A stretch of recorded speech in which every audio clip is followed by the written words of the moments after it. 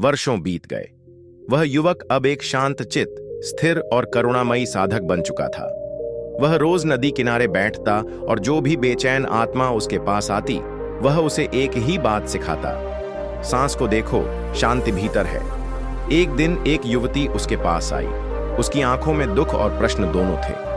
वह बोली, मैंने बहुत कोशिश की ध्यान करने की, सांस को देखने की, पर मेरा मन नहीं रुकता। मैं थक चुकी हूं, क्या मुझसे नहीं होगा? साधक ने मुस्कुराकर एक दीपक जलाया।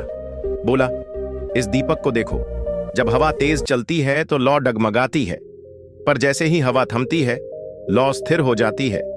मन भी ऐसा ही है। युवती ने कहा, लेकिन हवा को रोकना मेरे वश में नहीं, ठीक वैसे ही जैसे विचारों को रोकना मेरे वश में नहीं। साधक ने कहा, बिल्कुल सही, हवा को रोका नहीं जा सकता, लेकिन कमरे के द्वार बंद किए जा सकते हैं।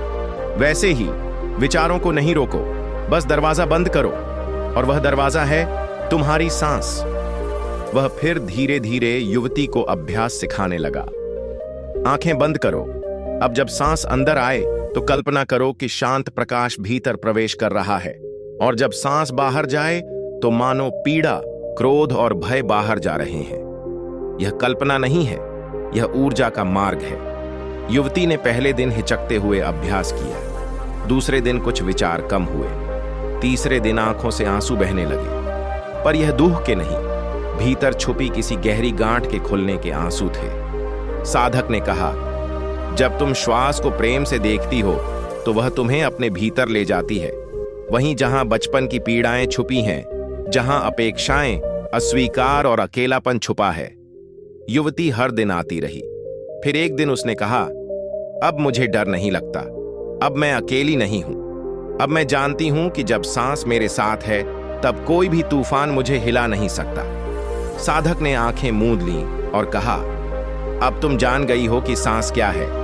यह जीवन की डोर है, और इस डोर को पकड़कर कोई भी आत्मा अपने भीतर के सूर्य तक पहुंच सकती है।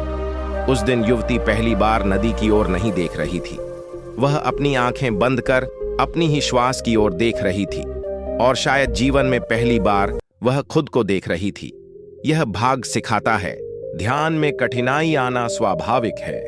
सांस कल्पना के साथ ऊर्जा का मार्ग बनती है। आंसू भी ध्यान का हिस्सा हो सकते हैं। भीतर की सफाई। जब हम सांस को अपनाते हैं तो हम खुद को अपनाने लगते हैं।